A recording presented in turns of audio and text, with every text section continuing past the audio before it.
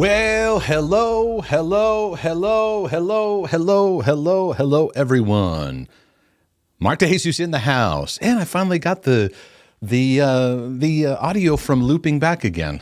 It would always loop back and start again every time. So, hello, everyone. I'm just trying to see if everything's happening. Welcome to my birthday bash. Welcome, everyone. Thank you for everyone who's jumped in the comments already. It is 46 years today, and the theme of today is 46 years of learning, because in your life, in your journey, if you look at however old you are, which that could be 26, 36, 46, 56, 66, 76, 86, do I hear 96?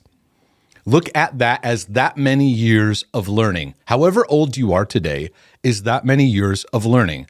And if you pay attention to what you have learned and are learning, that is going to be so much more empowering for your journey. So I'm going to share a lot about that. So thank you so much, everyone who is in the chat. Thank you for the coffees, for the financial blessings, gifts. Kate, thank you very much. Lucas the Prussian, I salute you. Jennifer Bailey, thank you very, very much. Pat, welcome to the feed. Jennifer, hey, welcome, everyone. I appreciate the love. Wow, there's already a bunch of comments in here already.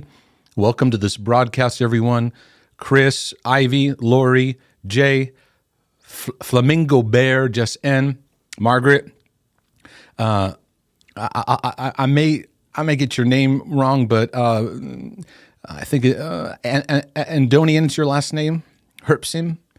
If I messed that up, my bad. Margaret, Claire, Marty, Dora, Turanga, I think, yeah. And Kate, welcome. Rayam, welcome. Finding yourself. Soul Music, what's going on? Welcome. Manuel or Manuel, whichever you prefer. Library Lady, hope you're doing a lot of reading today in the library. Welcome. Thank you for your generosity. Luan, thank you. Thank you very much. Luan, that's very kind of you. Wavy Jacob, Colorful Thinker, Edison Munster, Thomas Edison Munster, Mark, good name, Mark, Michelle, Esteban, Dolores. I mean, I might get a little lost in here, but it's all good in the hood. Welcome to this broadcast. I'm going to share 46 years of learning, and I'll go as long as I can go, really. So we'll have a little fun. I set aside a little time today. Just before the broadcast, I get these little projects I'm working on, these little projects that are happening. And if you see little black stains on my fingers and stuff like that, it's because I'm staining this little wooden pedestal that I'm making for my son. He wants a fish tank, so we're gonna try to work with him and get him a fish tank and get him some fishes to start with and stuff like that. And I still got some of the stain on me, so that made me actually run a few minutes late to the broadcast. You know how you go, I got a few minutes, let me just do a couple touch-ups of stain here, and then that turns into longer. So your brother from another mother was like, I gotta get over to the birthday broadcast. So anyways, welcome. Katie, God is using the hell you went through to start changing my life bit by bit into what I know will be more of a heaven one day. I'm 26. Happy birthday, Mark. That's awesome. 26. What was I thinking like at 26? That's interesting. 20 years ago. What was my mindset back then? I had a lot of learning to do, and that's okay, because we all do. Had a lot of learning. And if I was to go back, somebody's going to ask a question, I think, in this. I got quite a bit of questions that came in just for today. And not only that, but pile. This is the regular Q&A pile. People be like, why haven't you asked my question? There's a lot of questions that are coming in. Do my best. Lord willing and the creek don't rise, to try to address what I can. And questions that I feel like I have addressed quite frequently, I may just address you to those resources that I've already put out. It's important that you check out materials that I've already done too in the process. But great questions that came in today. Really, really great. Let me make sure. Oh, here we go. I had that muted. I had it muted. I got to make sure that stuff is on.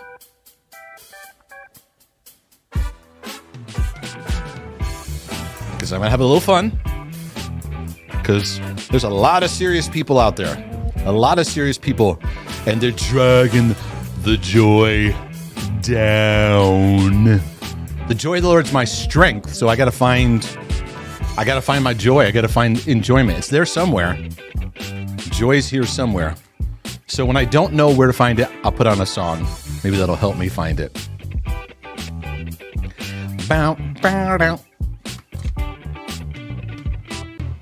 All right, the band. Thank you very much, band. Appreciate that. Yeah, thank you for joining it's my imaginary band. Don't make fun of me. I have an imaginary band over there. Okay. So I had a number of things that I could share, and I felt like some of the questions that came in actually could bring out some of this. So Jennifer A., I'll glance over at the comments. Sometimes I see stuff, sometimes I don't. Were you a pastor at 26? Yes. I started pastoring at 18. It's a long story, but it was a dive into the deep end right away. When I was a teenager, I was heavily involved in my church. I went to a Christian school, I'd done a lot of public speaking, a lot of preaching. I preached my first sermon to adults at 15. And so I was on that like performance hamster wheel very early. So, 18 years of age, it's a mixture. It's a great opportunity, but also I didn't get to develop my personal emotional journey. I didn't know what it was like to transition into adulthood, to become a man of God and what that looked like. So professionally, I was like soaring in that sense, professionally, Mr. Pastor guy.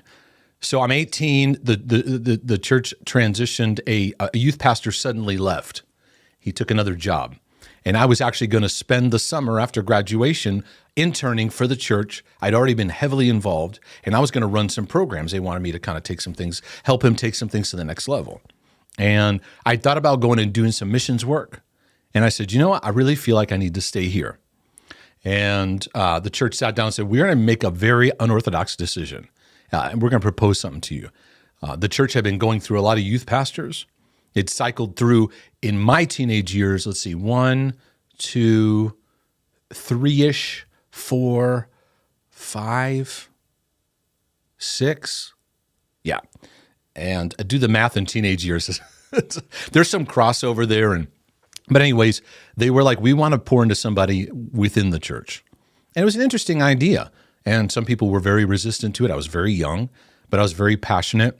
And they allowed me, I started in a part-time role. I was going to college at the same time, and then very quickly moved into full-time. And soon the church ordained me, and I continued on some education paths, but then went straight into work. So by 26, it was getting pretty bad for me, mental health-wise. 26 was not, what year would that put me in? Somebody help me with the math. 2000,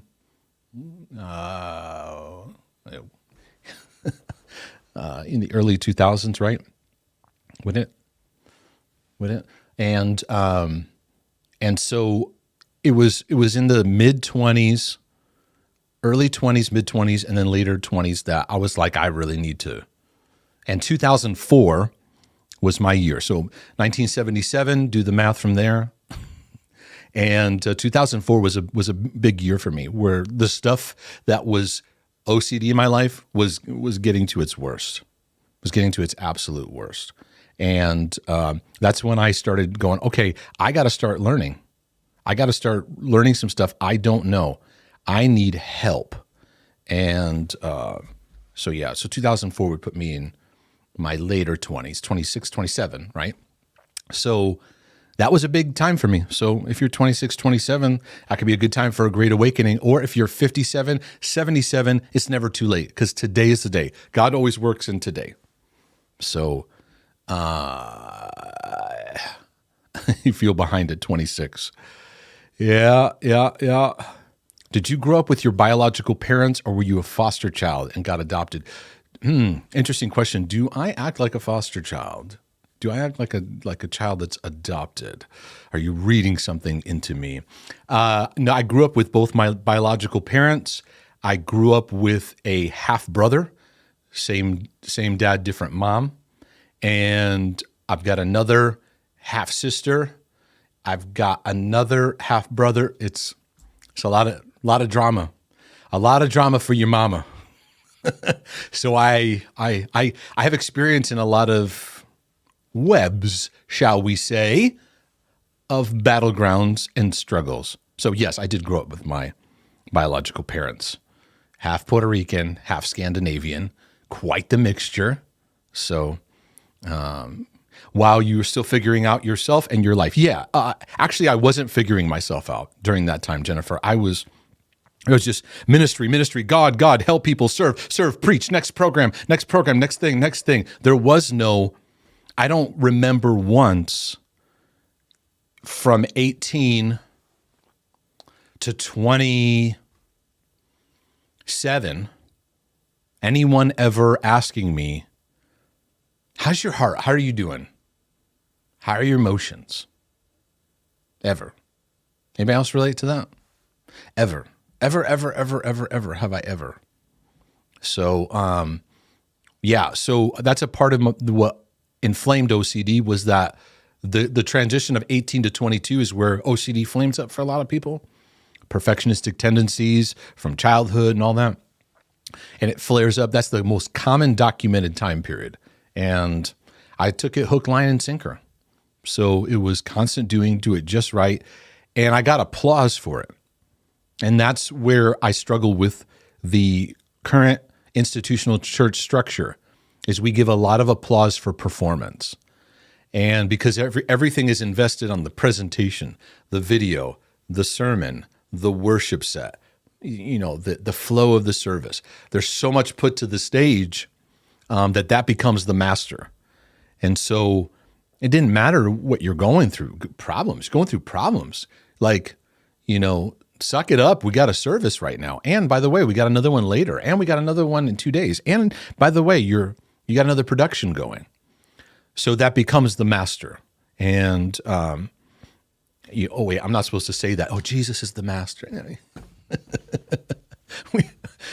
I'm sorry, the church programming came to be the Lord over everything. It was the boss. So if you're going through something, there's no time for that. You can't take time to work through things, and the pace was not exactly slow either. So anyways, so I'm 18 years old welcome Samuel, since I was 13, I've been performing well in school in classical music and had a lot of praise. I'm really OCD and feel pressure to impress everyone. I want to not care. I think that the healing journey I find is not necessarily that I don't care. It's that what I care about gets more grounded.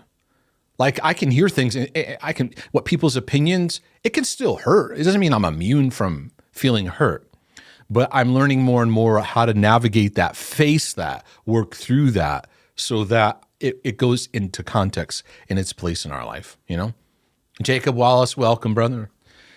Margaret, Nick, Mark, you're very kind. Mark the goat. You calling me a goat? I know what you mean. That's very, very kind of you. So colorful thinker, that time sounds painful. Right. When I look back, I see a lot of the pain, but while I was in it, there was a lot of fun. There was a lot of great opportunities. The church was a fairly large church. I had a decent budget to work with. I could produce videos. I could produce, we produced productions, church productions, and I was involved in every part of it. And that actually contributes to why I can do all this, that I get how cameras work and recording and technology and lighting and all that and backgrounds. It is a fun part of my journey, but it would have been, I think if I went back with the mindset I have now, I don't know that I would have worked at the church. I was of the mindset of, I got to follow God. I feel called to ministry. And the options were, you're a traveling evangelist or you're a pastor. or a missionary, right? And I didn't realize that no, following God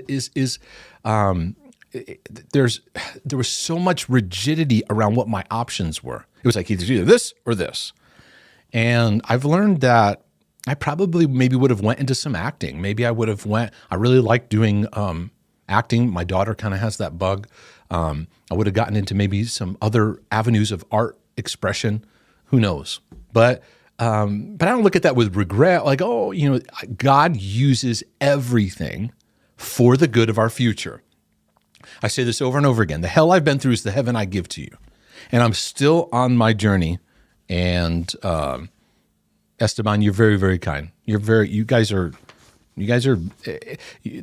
I sat down, I'll be honest with you. I sat down yesterday and was working through one of my New Year's resolutions is I want to try to make room for, looking through more comments, because sometimes the comments in YouTube get overwhelming. I'm trying to look at them all. And not that I will read through everything all the time, but to just pause and take more time. And as I was looking, man, yesterday, I just started crying. Some of the things you guys were sharing and saying, it was not only encouraging to me as a teacher to hear stuff is landing, because that's the greatest gift that many of you can bring, is here's what I'm getting and I'm applying. It's not so much the questions, it's here's what I'm doing, here's what I'm taking, and here's what I'm seeing happen in my life. It's just overwhelming, So thank you for all the great INFJs make great actors. Yeah, you're probably right. Maybe get into acting in The Chosen. Put one of those robes on, get a nice little accent going on. Be fantastic. You'd make a great Hulk, Mark. Because my anger issues, right? Would I be Bruce? Was it Bruce? Bruce, is it Bruce Banner? Bruce? Yes, it's Bruce Banner, Mark. Get your names correct. Bruce Banner or the Hulk, Yeah, that's great, Samuel. I'm constantly reminding myself God is pleased with me. Matthew 3, Jesus' baptism moment, to get my mind off of trying to impress others. Yeah, that's great. Replace Mark Ruffalo. That's great. That's great. Can I explain the meaning of Acts 5:5? Yeah, I'm going to explain it to you perfectly. No, I don't have a perfect database of and I know exactly every verse and everything. It might be a salvation spinny though. I have a feeling. Happy birthday, best wishes from you from Sweden. Yes, Bo, wonderful. I've been binging your videos. You're really helping me with my religious OCD tendencies. Thank you. High five. Thank you very much. So, let me maybe get into some questions, shall we? Before I get into that, there is a Facebook group, a Healing and Freedom Facebook group that meets. It's like a Facebook group. If you're on Facebook, you know what that means. And they encourage each other in the healing and freedom journey. So anyways, one of the moderators sent me this statement, and I laughed out loud when I read it, because I talk a lot about yeah, buts, right? Because many times in our healing and freedom journey, especially with perfectionism, OCD, many of our mental health battlegrounds, we get tied into the yeah, but what if? Yeah, but what if? Yeah, but what if? It's the toxic combination of fear and doubt. We listen to it, we react to it, we argue with it, we serve it, and it is it pulls people down into spinning and spirals. Anyways, in the post, it says it's about those yeah buts. It actually means you didn't listen to the meaning, just the words. Yeah, but, yeah, but, yeah, but. You can't be led by your butt. Try walking backwards all day and perform tasks and see how difficult things are, all because you are led by your butt. It also causes you to look backwards and have a crappy perspective of the future, pun intended. So put your butt behind you. Face what's right in front of you with love and compassion. And I hope this made you smile a bit. I was in the middle of working. I was reading through some emails, And I just busted out laughing. That was awesome. You can't be led by your butt. Yeah, but Mark, that's if you find yourself, you got to be self-aware too in this process, because if you find yourself, be aware of sometimes the language you get sucked into. Yeah, but what if? Yeah, but what if? Yeah, but what if? You're serving the language of fear and doubt, and God is not pushing fear and doubt on you. He's not a doubt pusher. He's not a fear pusher. And those are the drugs of OCD. And of course, the enemy wants to push doubt and fear on us, but God's not pushing doubt and fear on us. He's not interested in tormenting you. He's a good father. So, anyways, where should I start? Where should I start? That my questions button. Yeah, there it is. Let's get started, shall we? In this journey. And feel free, I'll do my best with your comments, but we are having more and more people that have been able to jump into these broadcasts, and sometimes I'm not able to acknowledge everyone the way that I'd like to, but welcome to this broadcast. So let me address a question about feeling separated from yourself. Can I? The question goes like this. Hi, Mark. In your healing journey, did you ever get a sense of being separated from yourself? Yes. Yes, yes, and yes. And yes, yes, yes, yes. And yes, yes, yes, yesity, yes, yes, yes. I know you've touched on this recently, and I want to understand more about it as I'm thinking that has happened to me. I would say everyone who has not experienced love in a meaningful, equipping way, meaning you've been raised in love, you understand love, you're equipped in love. There is an aspect of your heart it's a broken heart. And good news though, no need to spiral, because within the gospel is the provision for you to experience healing to your broken heart, as well as binding up broken wounds, as well as deliverance to captivity, bringing liberty to those who are oppressed. The Isaiah 61 prophecy, which Jesus quoted to launch his gospel ministry, right? So those statements was what he brought out in launching the gospel. Good news from a good God who loves you, wants to heal your broken heart and bring transformative work of his grace to your life and bring restoration. Isaiah talks so much about the exchange that he's going to bring about. And Jesus says, this prophecy is fulfilled in me. And they were like, A, who do you think you are? And B, we don't have broken hearts. And many in the church still say number two today. We don't have broken hearts. Me? Although it's those other people. So when you understand brokenness, Isaiah 61, the word broken heart, it speaks of like a shattering or a break apart. And so whether it's trauma or neglect or being raised by a narcissistic parent, being raised by alcoholic parents, being raised by addicts, being raised by perfectionists, being raised by performance-driven parents, being raised by religiosity that was legalistic and oppressive, being raised under abuse, whatever it is. It could just be simple neglect. If you've been raised on that, it leaves you with a broken heart, and you become separated within yourself, so you don't know how to relate to yourself. This is one of the number one products of what brokenness produces. We don't know how to relate to God. We feel separated from him. We don't know how to relate to ourselves. We become separated inside. What does that mean? What does that look like? Well, you argue with yourself. You criticize yourself. You become an enemy to yourself. And what the gospel brings is it brings an invitation of love to bring restoration to the division and enmity that is within yourself, so that you understand who you are and you see yourself from love and from grace. But ladies and gentlemen, this is a journey. This is a journey. And so We treat the gospel as a one-time event. You receive it, now you're really saved, and then you should have no sins, and you should have. We have not taught the journey, the gospel journey of what this is. Jesus says, come follow me. We say yes, and the journey just starts, right? So a lot of the questions that come in is not allowing people to take a journey. You're putting pressure on yourself to have to be this sanctified, manifesting vessel 10 years ago. And you don't make room for process and the learning.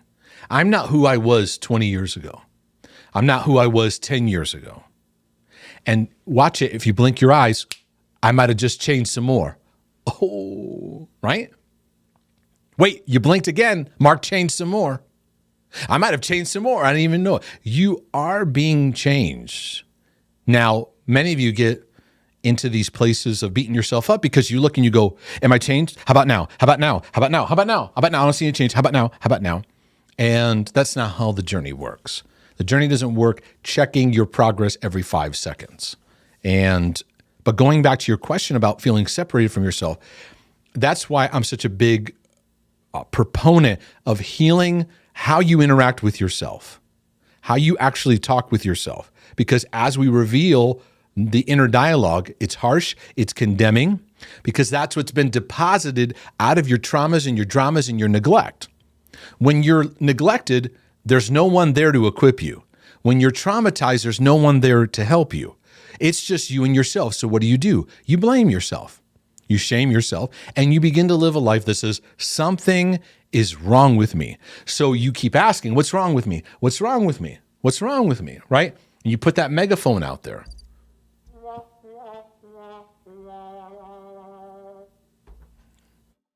Something is really wrong with me.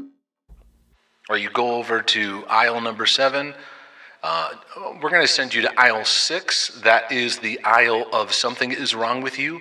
In aisle 6, you'll find plenty of products of accusation, guilt, condemnation, shame, spinny, double-mindedness, self-hatred, self-rejection, and self-contempt is on aisle 6. So feel free. There's many people in that aisle, so please understand it's a bit crowded there. So watch where you're going through, because we have a lot of cleanup there in aisle 6.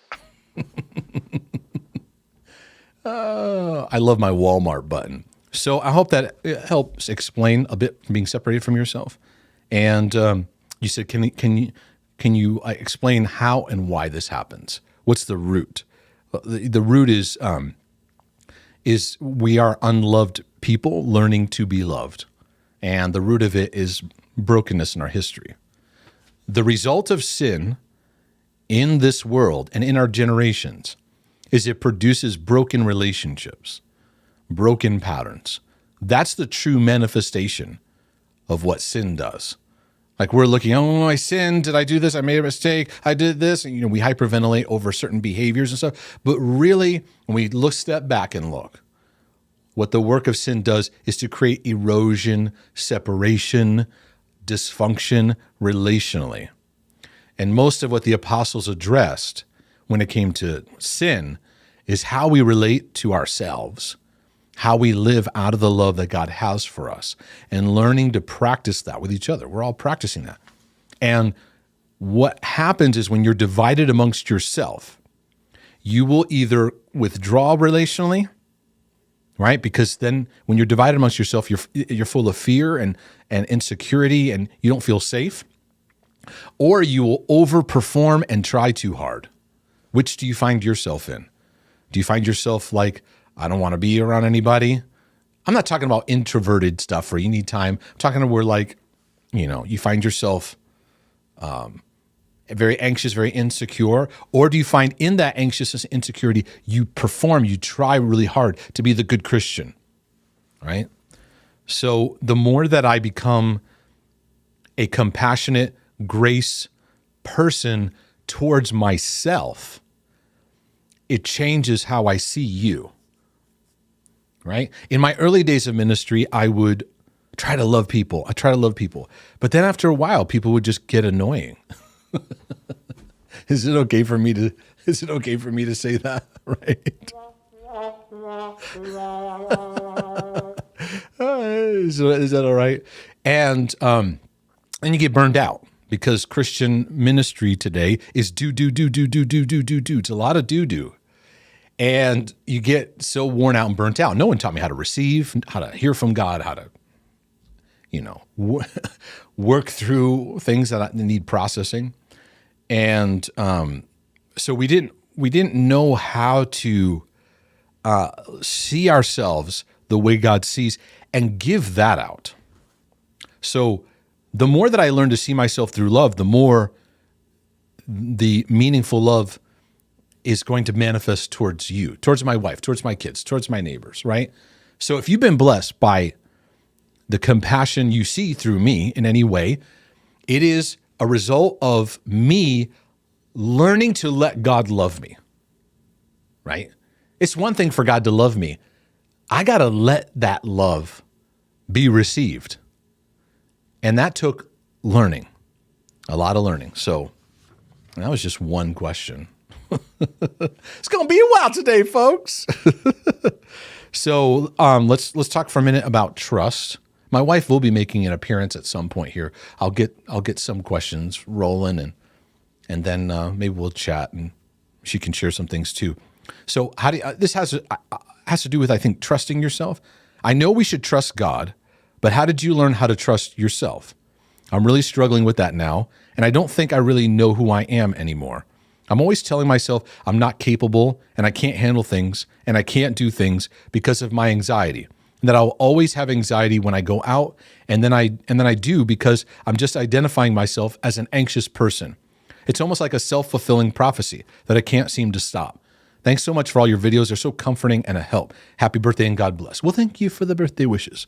So what you're sharing here is revealing the intense, pressure-filled, harsh relationship you have with yourself. And so, if you bring up the phrase trust, many Christians be like, well, don't trust yourself. The heart is evil and deceptively wicked. Only trust God.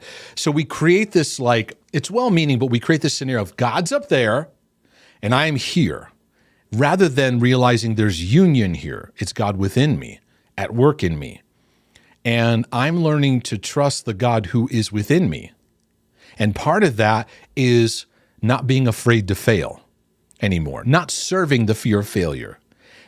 Because we check. Am I doing it? Am I doing it? Just step out, one step in front of the other, and you'll learn as you go. That's where the greatest learning is happening, and just stepping out. And so the aspect of where you struggle to trust yourself is you're an enemy to yourself.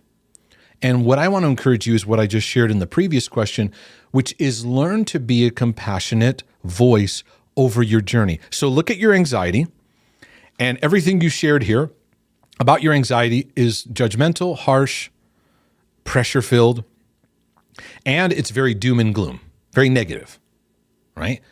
So I want to invite you, look at where you're at compassionately, because that is probably the biggest game changer in my anxiety struggles, in any mental health struggle, I should say, in my life, is first turning to look at myself when I'm looking at what I'm going through, is what I mean, with compassion, with grace. Compassion points me to God's love for me. Grace points me to journey, and God is working in my journey. Many of your questions that you've sent in me are very destination oriented.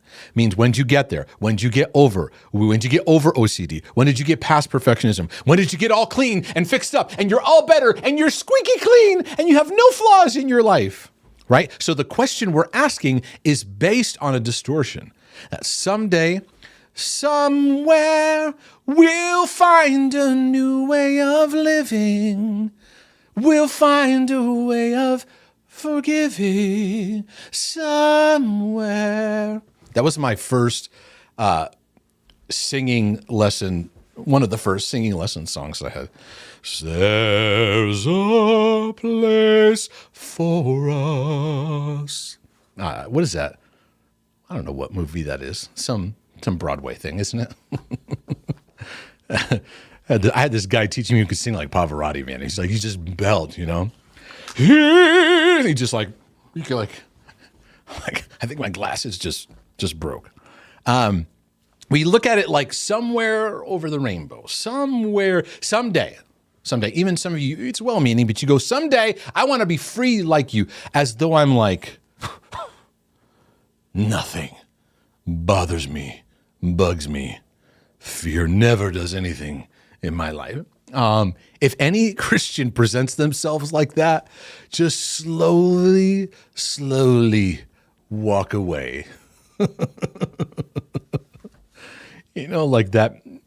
I see that meme sometimes on YouTube where Homer Simpson like slowly fading back into the bushes.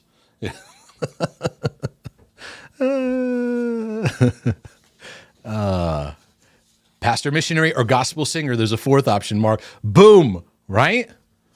I used to come under such, talk about pressure. When it came to singing, it was like, ugh. The pressure was just nuts.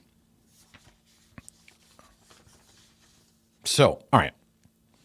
Where am I in the question? All right. No, I think I addressed that the best way I can.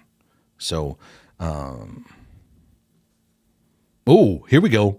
Do you still struggle with OCD tendencies or perfectionism to a lesser degree? I don't struggle with anything. I have no struggles. I'm concerned about what a lot of Christians are, like what we're dealing out there, like what we're dishing out. This sense of like you having to be perfectly healed, and if you're not, or perfectly free, and if you're not, it means you're not saved, or it means you just don't believe enough, and you're just not praying enough, and you're just not, like, you just don't, you know what I mean? Like, you don't, know what I'm saying? Know what I'm saying, y'all? Like, you just ain't a good Christian. And we find ways to put social media memes up. And one of the reasons that social media is frustrating for me is because there's a lot of very toxic statements said in the name of the Lord that are causing people to become more mentally ill. So your question, do you still struggle with OCD tendencies or perfectionism to a lesser degree? Yeah, in different layers. Yeah. I've had some awesome breakthroughs this year. Great breakthroughs. And there's some areas in the journey that they break through a little bit quicker because I apply things I learn. I feel like I'm able to rebound quicker. I still have intrusive thoughts that come by, but my posture is different towards them, where they could just float on by and don't cause a ruckus. Perfectionism is a facet of OCD, and I have been on a journey really of about, I say, the last 10 years of realizing how much perfectionism has infected my life. So yeah, it's layer after layer. So I'm a man on my journey inviting you to the journey. And so I'm not fixed. I'm not all perfect. I'm not all well. We got to break that myth because it's making people coco loco. Do you know what I'm trying to say? So just got to bring that out. Your story is so inspiring, and I know you often talk about riding the journey and learning to deal with certain things rather than expecting to never feel them again. The journey is a constant thing, and sometimes we are working on our entire life. Your work has helped me so much come to the realization that everything I was doing in the name of being a perfect Christian was under compulsion and fear. That's good. That's good realization. I now have a much more loving approach to things, and I feel like I can see more clearly. That's amazing. That's awesome. But here comes. However, I will admit the temptation to spiral about certain things still occasionally comes. Yeah, that's fine. That's all right. That doesn't mean anything. That doesn't mean you're going backwards. It doesn't mean you're not growing. Listen, when we make room for the journey, like there's seasons I'm going through of new things I'm working through. Like I'm a dad with two teenagers, basically. You know, my 12 going on 13-year-old daughter and my 14-year-old son who has special needs. And I'm learning. I've never parented a teenager before. Okay? This is my first time. This is my first marriage and my last marriage. right? It's my first and last, right? Until I'm married to Jesus, bless God. Sorry, I didn't say that. I had to make sure I put that in there. So I'm learning like right now how to cast my cares upon God for where my children are at, the world that they're in, the things that I get concerned about for them, right? Can perfectionism and OCD come into that? Yes. I could put a lot of pressure on me to be a good dad. And I have to remind myself, and it's okay. So you got to stay in relationships, stay in journey, be kind to yourself, So because I have a journey mindset, that's one of the greatest helps.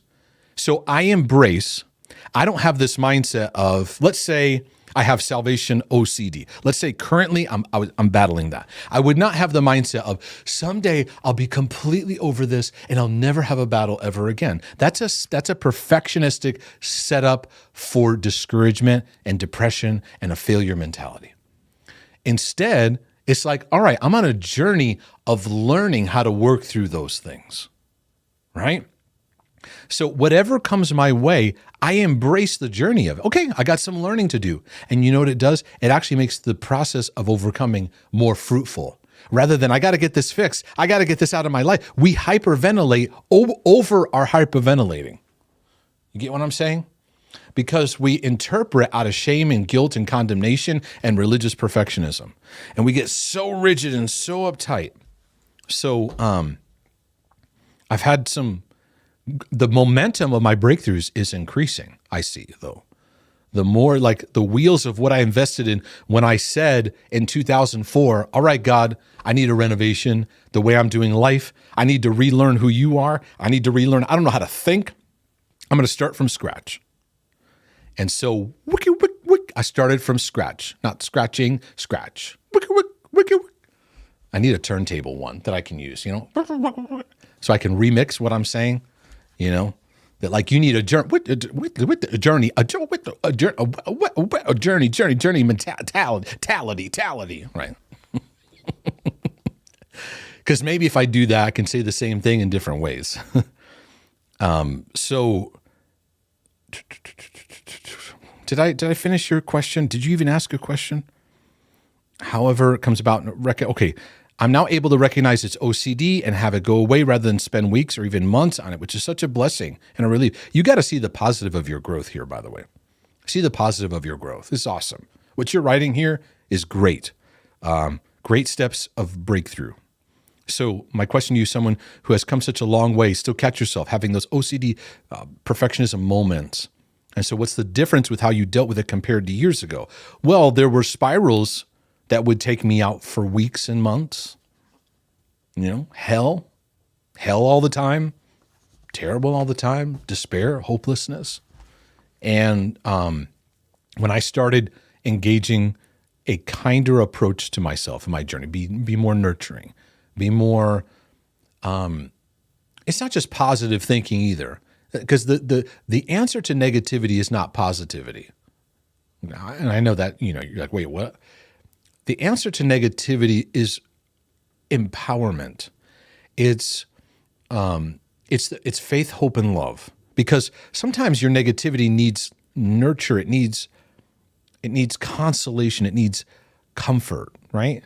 It's not just, hey, just get up and just go, soldier. There's many Christians that emphasize just that. We don't bring about other nuance of the journey and the process. So do I catch myself with OCD spinouts? Yeah, and I find that, honestly, right now, I find myself rebounding a lot. I don't want to be misunderstood. I find myself rebounding quicker, but I'm not trying to go quicker. I don't know if that makes sense. I'm not like, sometimes in my session work, stuff hits me, like I just like, man, I need a minute like that, what this person's going through. Right. And then it like sticks to me too long where it's not fruitful. Right. And I got to just take some time to, let it work through my system, be kind to myself. So, like I said, I'm working on this little pedestal for my son. I do little woodworking projects in between. I change things up because I learned from Mark, that's a kind thing to do. It's a kind thing to be able to, not stay in the same pattern and the same rut. So anyways, I don't know if I even address. I went on some tangents, but anyways, the takeaway is be encouraged. The person who wrote that question, be encouraged because you are making progress and celebrate that. All right, y'all. Oh, we're going to talk about church. We're going to talk about church up in here. I need an organ button. Okay, church today versus first century church. My problem with talking about church is that I have to keep it concise because I could go for hours about it because it's a big area. Don't push me because I'm close to the edge. Wiki flicky. I'm trying to say that a bunch of times. Thank you for all the birthday wishes, by the way. I see them hopping through. I think I saw my wife in there too. Honey, if you're in the feed, maybe after I do this church one, do you want to come on over? If you're not working with the kids right now, you can come on over, baby. Hold on, I better straighten up. I'm talking about church. I didn't get my tie on. I got to get my tie on. So, hi, Mark. My question is, in your observation from being a believer for over 40 years, do you believe that the value system of today's church focuses more on religious performance rather than true relationship with God and each other? My instinctive answer is yes, absolutely.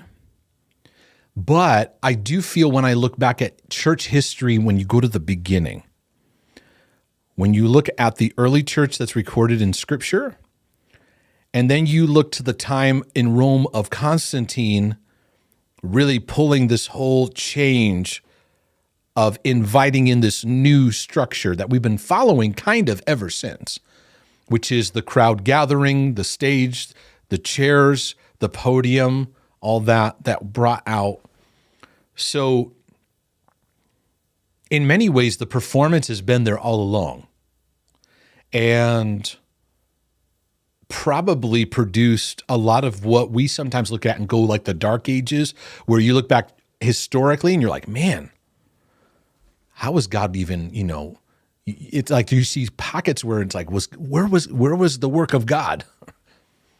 And I think there was a wholesale shift in, hey, Dan, thanks for the coffee. Appreciate that, brother. There was a shift that we made towards the person on stage who knows things, which at that time would be the movement in towards what was the priest. So we did a trade-off. Instead of the priesthood of believers, like you're a priest before God, there's somebody up there who knows, and you're the laity now. Laity meaning you're like the unlearned. You don't know anything. And so it took away the beauty of grace in each believer's life. Because each of you as believers, you're representatives of Christ in this world. I know you're spinning out about, whether you're this or that or whatever issues you're struggling with, but you are. That's who you are. You're a royal priesthood. And so while I do say yes, the modern church is increasingly, everything it seems like we do is performance-based for the stage for big. And if you're not big in numbers and in budget, you're not doing anything for God. That's kind of the subliminal communication that goes in. And so a lot of pastors are struggling with secret depression and they're numbing out on addictions and they are in mental health spirals because they think they're missing God in their journey because of what they feel like they're not doing or what's not happening. So I encourage people, and I'm repeating myself a bit, but it's all right. I encourage believers to look for the small versus the big. We live as a culture where if you need some groceries, right, you think I got to go to the Walmart superstore or the big. We think less about going to the local fruit stand or produce place, right? It's kind of ingrained in our thinking. So you go, I'm going to go to the big church because there's good stuff happening there. And I know sometimes small church settings can be, I'm not saying a small church is better than a large church. I'm just saying, let's step back from it completely for a second. Because I got a lot of Christians writing to me, talking to me, meeting with me, wondering what in the world to do with their Sunday church attendance.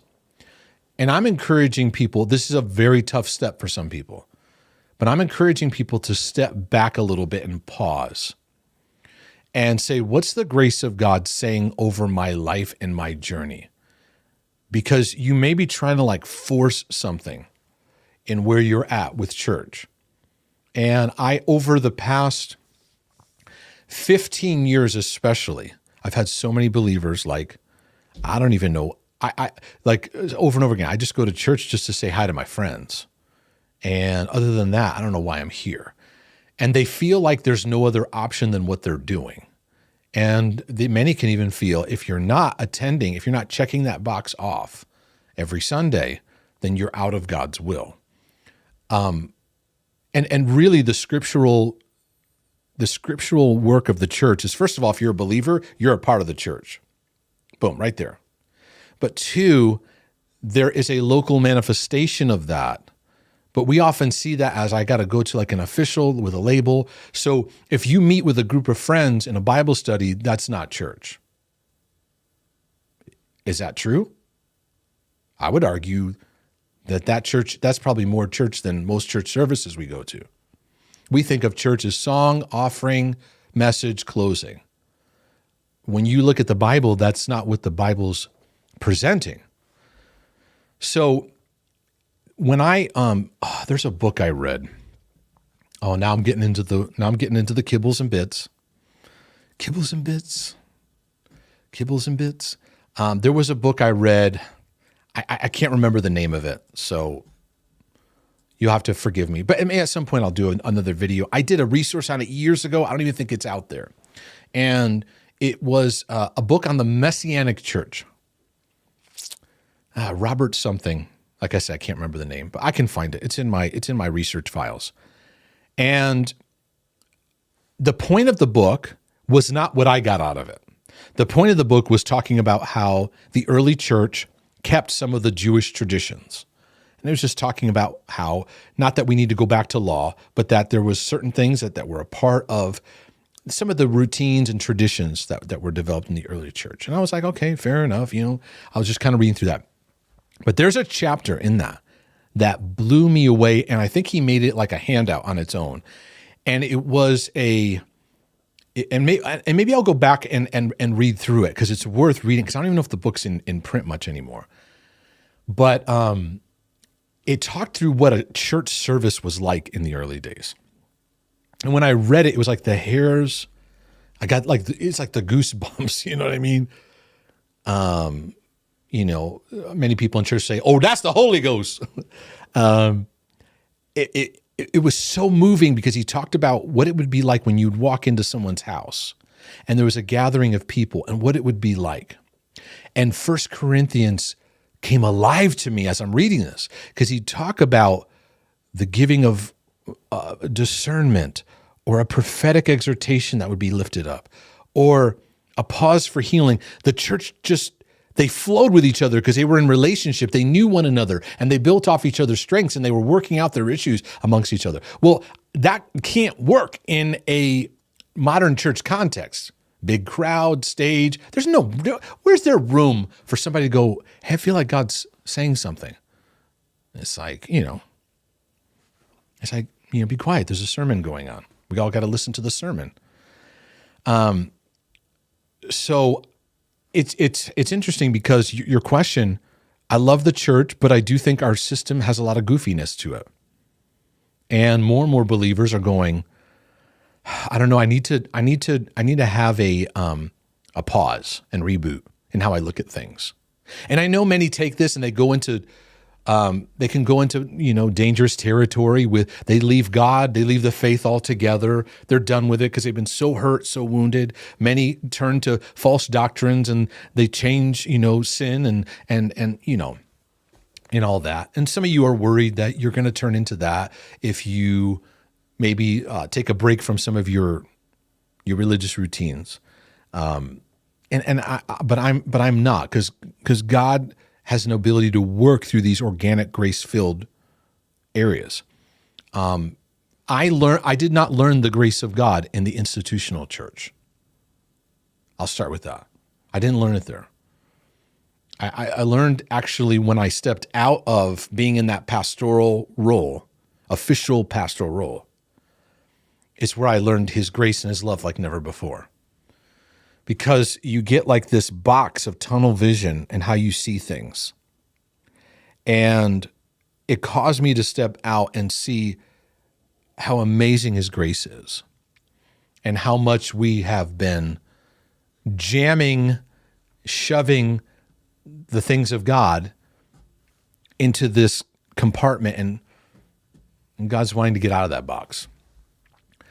So I've met many people. I met businessmen or businesswomen who they have a weekly gathering with other business people, and they share in their faith together. That's church. But it doesn't have a headline and a website and an address. And you get together with some friends, you have dinner, you share with each other. That's church. That's church, y'all. So, I think that there is, when I realized how much I was in the performance-driven environment, I realized I can't do this. So I made a decision to leave a large church I was working at, and it was tough. It was hard. And no matter how well I tried to leave, it just was, it was traumatic. It was traumatic. And my wife and I got married, and we got, I resigned. I got married, resigned within like 30 days of each other. So that, I wouldn't recommend that to anyone. That was a lot, because then we had to deal with the emotional like detox of all of that. And because when you leave a church that you've been around for so long, it doesn't always go great, no matter how well you put it. No matter how much you try. But I realized that I couldn't be married and have a great marriage under what I was serving under. I'm gonna have a sip of my coffee if you don't mind. I might get a little latte lips because check this out. I got a pumpkin spice bulletproof coffee. Pumpkin spice bulletproof coffee latte. So, yeah, you don't talk. That's amazing. I stock up a little bit on pumpkin spice because when it's seasonal and it goes away, I still got a little bit more. So when we left that kind of church mode, it took me a long time. Like even that every Sunday, Christmas time was the most stressful time of my life. And I remember in the early stages, I didn't know what to do with myself at Christmas. I'm like, I can sit and hang out. And I remember one of the first Christmases, not being in that pastoral role. My wife and I were married, and I think the whole day, every day of December, I watched a different Christmas movie every night. I was like, I'm going to get caught up. And it was amazing, but I still was like fidgeting. I should be busy. Easter would come around, and that was the most exhausting season, period. I would come out of Easter with my head spinning because we would spend January to April with a big church production, about 800 to 1,000 volunteers. We'd put this big passion production on. That was a week-long production. And after it was like, I didn't even know which way was up. And I'm like, I'm 25 and manifesting problems of like people in their 50s. So I could go in a lot of directions of this, but when I read that understanding, I realized this isn't about the superstar. This is about each individual believer being empowered in who they are as priests and kings and who you are. Knowing who you are as sons and daughters, right?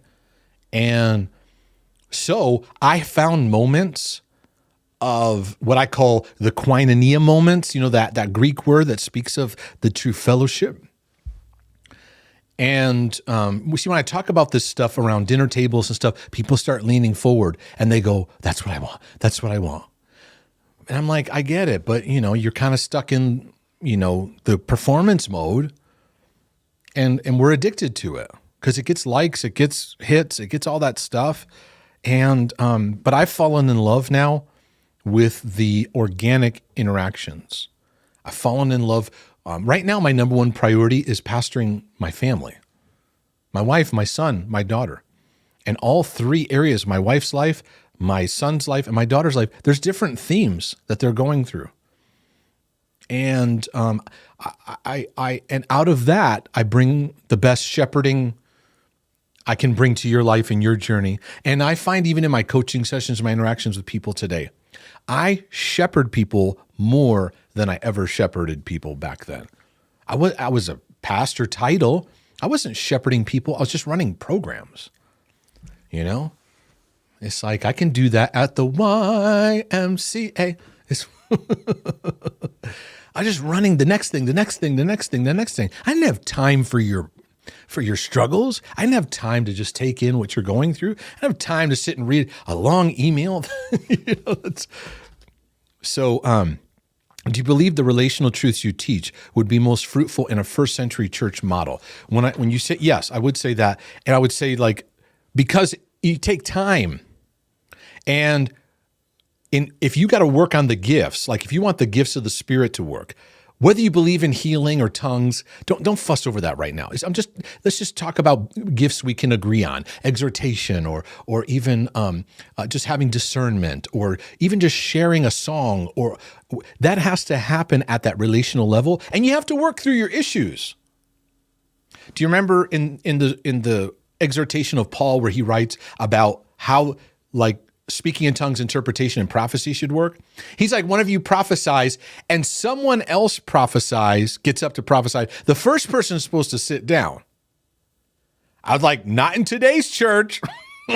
Number one ain't sitting down. Can you see that today? Give me a break. Can you see person number one? I have a word I feel God is saying. And it's saying, and somebody sends him and goes, hey, I'm kind of getting something else. You think number one's going to go, oh, you must. No, because all our rejection issues rise up. And I'm the prophet person, and I hear from God. And how dare you hear from me better? And I'm hearing from God. And I know how to hear from the Holy Ghost. And you don't know how to hear from the Holy Ghost because Jesus shows himself to me.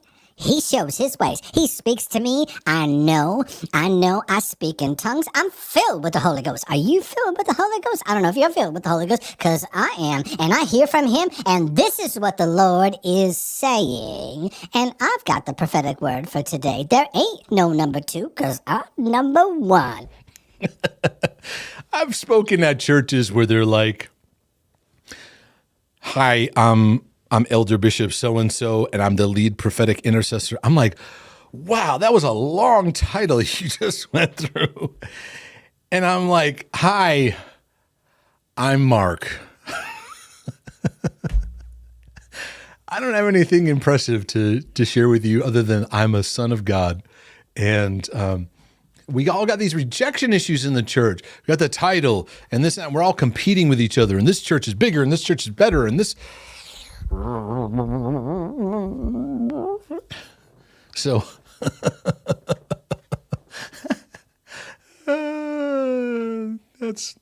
that's too funny. So anyways, hon, if you're there, come on over. If not, no worries. I'll keep on going. But you could come on over. Come on in. Roll up your sleeves. Take a load off your feet. Come on over. Come on in. Where am I? Advice to my 20s. I've already given some, but I'll give some more. Hi, Mark. Happy birthday. My question for you is, what would be your advice to yourself in your 20s? I think I've heard you mention before that was when OCD really kicked up in your life. And as someone in my 20s who also struggles with it, I'd love to know how you look back on it. Have a great day. Hello, my love. Hi. Come on in. I'll just slide this way. talking about 20s. Are you ready to talk about your 20s? Oh, right here. Plug it right in here. I'm coming. And I will.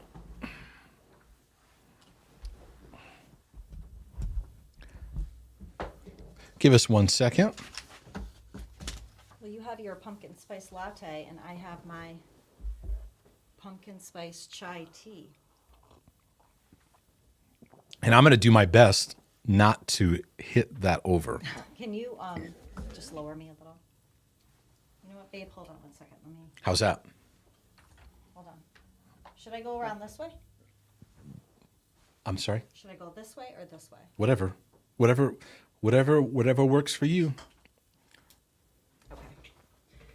Hello. Come on over. Right. Come on I in. can't hear myself. Because you're not on. Oh.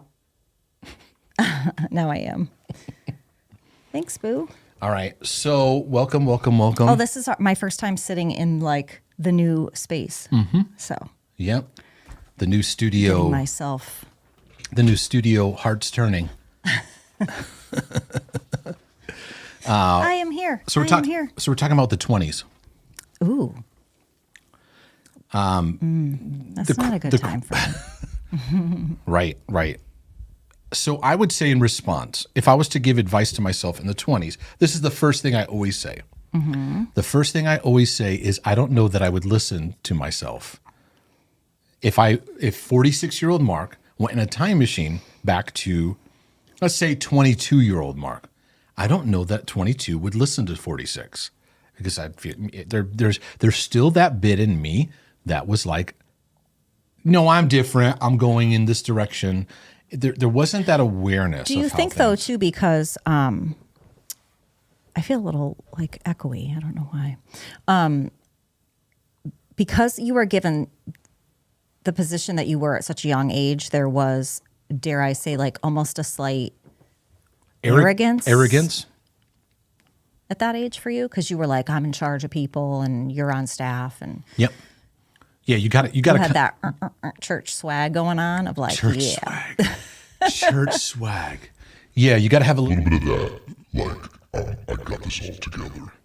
First of all, I love the store microphone voice, like you're in aisle 6. Dude, that is so funny. So I was dying.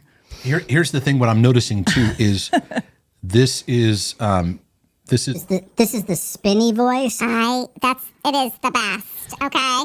It is.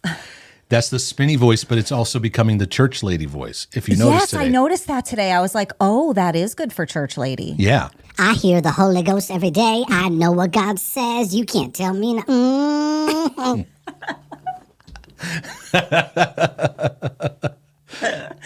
Oh my gosh. So the thing that I would if I listened to myself in the 20s, it would be this. Okay, Mark, what you are struggling with is something called OCD. If I took that in and understood that there's ways and approaches you can deal with this, but this is what it is. You see your thing that you spin about with that, the way you put pressure on yourself, the way that would have probably changed my life. So if you're in your 20s listening to my materials, you're ahead of me. Because I was even going into my 30s going, I just have I have these strange anxiety issues. And yeah, I'm OCD too, but it wasn't until probably more into my 30s how much OCD was a part of my life and my existence and how I coped. So that would probably be the best, just insight. This is what you're dealing with. And by the way, you're going to need to know what love is. And right. I think that I would have listened to somebody in my 20s because I was trying to find anybody I could to talk to me. Anyone that sounded like they had any kind of sense, which I didn't really know many people like that. They were not in my circles. What would 20-something-year-old Missy need to hear? where am I at in my 20s? You pick. There's a lot of stuff in there. You pick. It's just a generic 20s. So pick a year. Well,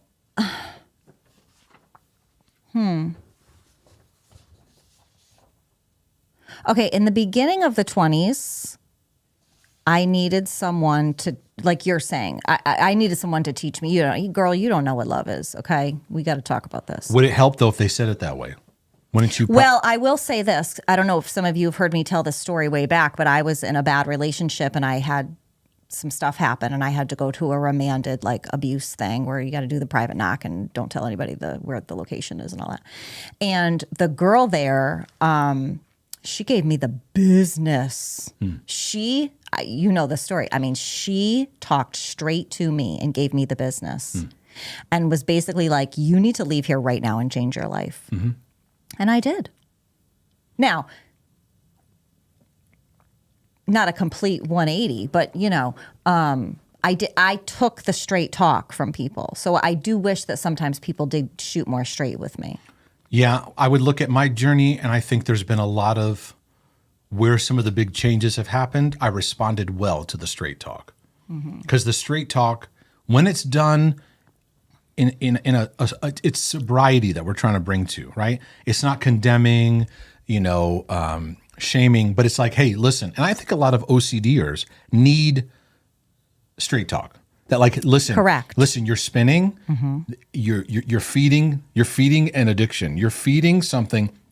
You keep chasing the yeah buts, and I can't do this for you. You got to make a decision that you're going to put these yeah buts behind you. Right. There is an aspect of that where even early on in our marriage, you were like, dude, you're going to have to just say no to this. Mm-hmm. And I took it soberly. Right. That like, if I keep feeding this, I'm hurting myself, I'm hurting you, I'm hurting my potential. And so the sobriety and all revelation needs to be received in sobriety. It needs to be received in a sense, not shame, not ruminating, spinning, spiraling, not pride, not defensiveness, sober. Like, okay, I see what you're saying. That I need to deal with things because my life matters, my journey matters, and I got to wake up because I'm a bit drunk in my patterns, right? Because we all get drunk, meaning we get intoxicated, overtaken by our coping patterns, right? You know what I mean? So I think I do think that, but I would have been afraid of straight talk. I'd been like, here it goes, right? Because we're always afraid, like, right. Well, that was something that you, in growing up and how you were disciplined, right? Yeah. Mm-hmm. A lot of times I was disciplined out of, like, my performance wasn't good. I want to turn that light down just a little bit. I know, I'm super bright. I'm over next to it, and it's like a little bit like the glory of God. Make me golden. Give me the J-Lo glow. What the heck? That's about as golden as Who doesn't want to have that glow? Walk around with a J-Lo glow on you all the time. Right, right. You have a makeup team with you that's following. Yeah, and I can't handle that. I'm not that kind of girl. You want people following you everywhere you go? No. Everyone's been so kind today about your birthday, too. Goodness. Very. Abby wanted me to mention for her that she got up early this morning for her dad and made a banner, a happy birthday banner. She wanted everyone to know that. She did. She was so proud of it. With all the love letters spelled out and hung up. Yeah. Waiting for me today. Yes. Yes. And Mark and I are going to dinner. We are going out later. So. Yep. Sans children. Mm-hmm. For sure. Mm-hmm. We did Mexican for me last time. No Mexican for you this time. Mm-mm. Okay. So a good steak would be great. Yes. That's your jam. Okay. So, this is about fatigue. Oh, okay. Here's my specialty. I'm here. Here's the expertise. Oh, no. So, oh goodness. So it's a simple question, but there's a lot to it. I struggle with differentiating fatigue, burnout, broken heart, depression, defeat, PTSD, food allergies, or just needing a nap. Mm-hmm. How do you get through that? Yeah. Hold on. I'm still struggling with what a broken heart is. I get the symptoms you list, but I don't actually understand and read. Goodness. I understand and read your chapter twice on it. It's disappointment, trauma, grief. Like I'm not grasping what it is, but I know I have it. So you recognize you have a broken heart. So Right. a broken heart feeds all of that. And really, it's learning in the journey. There's some days where you're going to learn, I'm not getting enough sleep. There's other seasons you're going to learn, I'm going through depression. Or there's other seasons where you're going to realize you don't like just get all these things worked on at the same time. There's been seasons of my life. Some of it has been trauma focused, depression focused. It's like paying attention to the theme is always important. Right. What's the theme God's working on now? So part of the problem is you're overwhelmed with trying to figure all this out, and that's making you want to take a nap. Right. And maybe you need to take a nap. Right.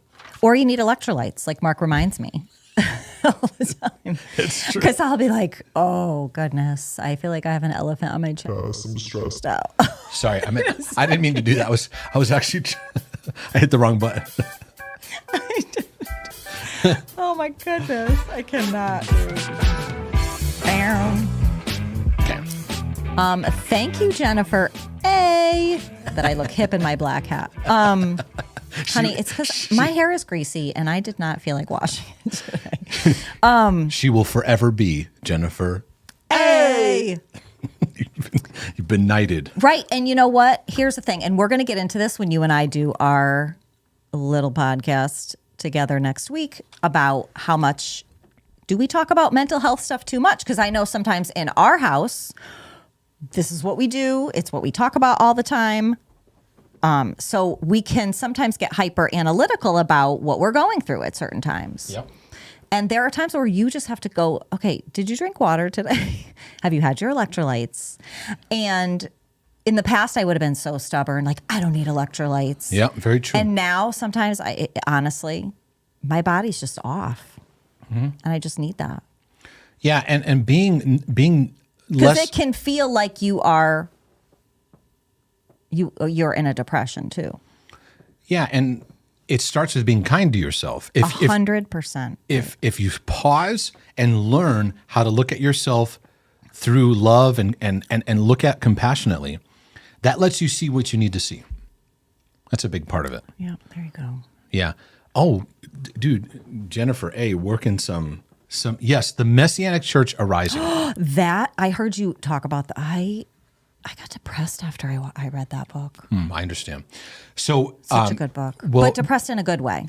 Yeah. Well, I didn't show you that book. I showed you the chapter. I showed you the chapter of. It's the paper. It's like a workbook, right? Yeah. Yeah. Let me see if I can. Get it up there. Well, I'm not going to put it up, but more just. What did I do with that thing? It's somewhere. It's somewhere You have in to my. search it. It's somewhere in my archives, because I took it one night on a Sunday night. I used to do like healing and freedom teachings on a Sunday night, and I just read the chapter, and everybody in the room was like, "I need to rethink my life." Right. It's very true. So thank you. Yes. So it's down, Jennifer. Hey, put it there. That's the book, but there's a chapter in there. And let me see. You are so organized. Gosh. Wow. I mean, wow, that you just found that. So, wow. I'm just looking here. And there's a section. There's a section called "A Visit to the Early Church." Need some water. My voice is dry. This section right here. Yes. I would like to take you with me to a gathering of the early church. Everything I will describe is based on historical descriptions of the first century church, either in New Testament or in other early church Christian literature.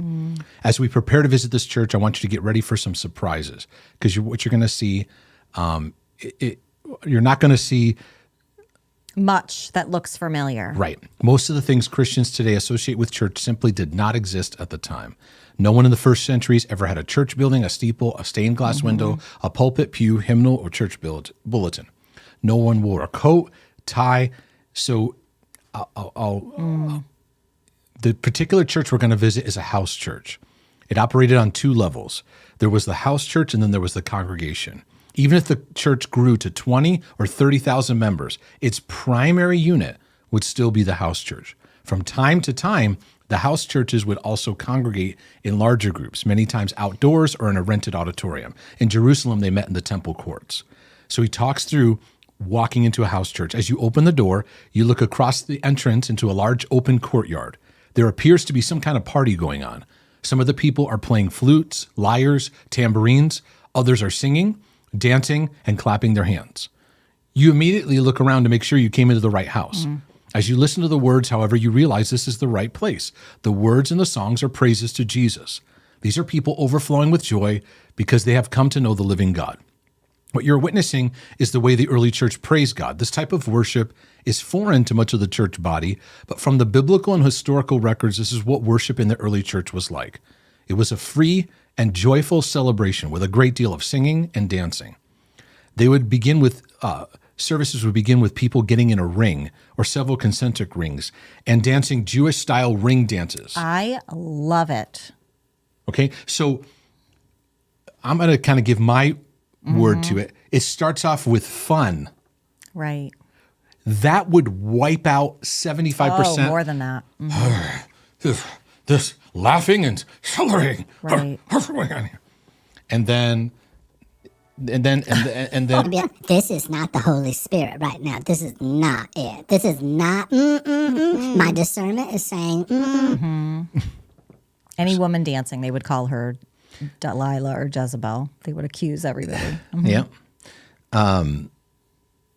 So it goes through just kind of like it's a lot of celebration, and then food was brought out.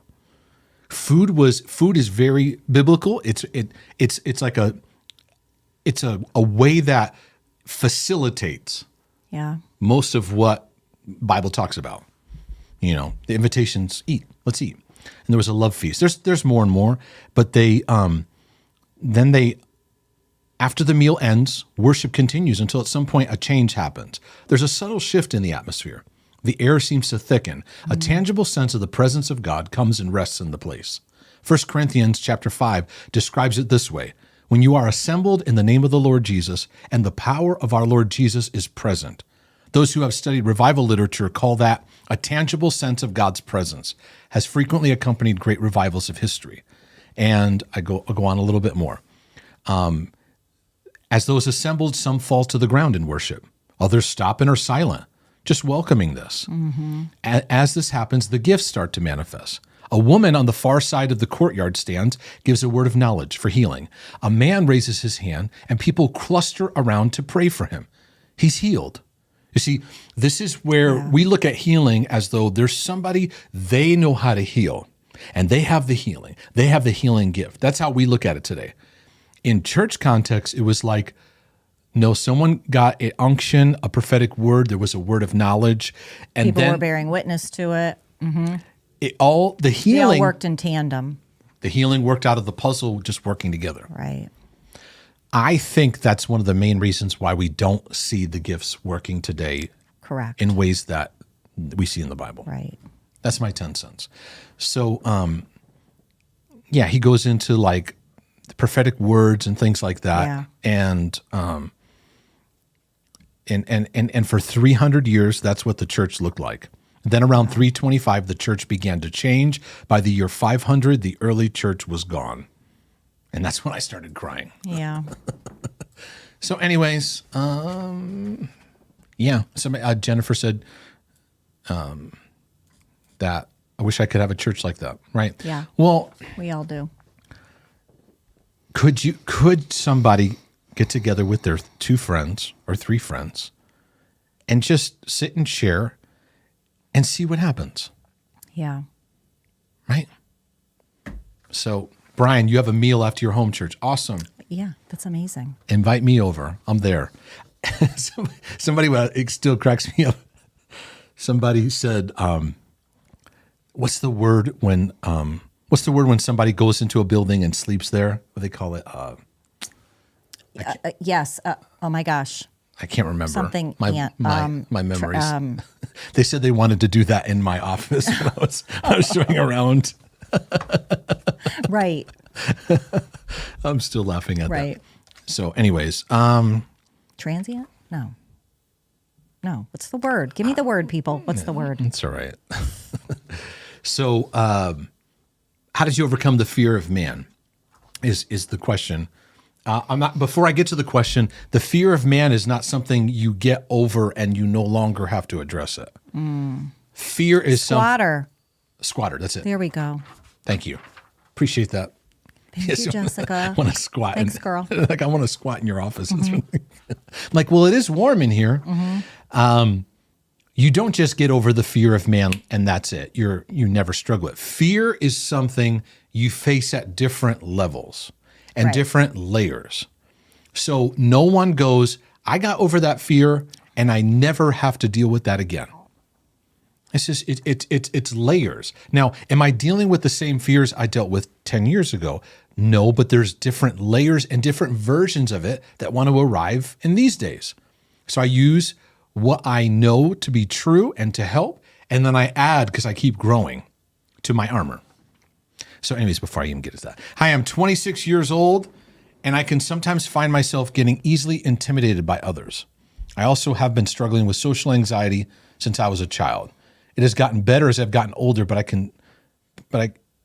can still sense it's there at times. How can you overcome the fear of what people think and what they could possibly do to you? What would you say? I think a lot of people struggle with this. I used to be so jealous of people that would like walk in a room and look like they were so confident. They had good parents. That's part of it, yeah. Yeah, Big because part of that wasn't modeled. And I think, too, there's a part of facing it where we always go back to is the kindness to yourself, because those of us that have OCD will then afterwards spin, I didn't say that right, they think I'm stupid. You know, we go into the, like, all that, those things, those thoughts. And for me, I still have little areas where people can intimidate me. Or, you know, you wonder, do they like me?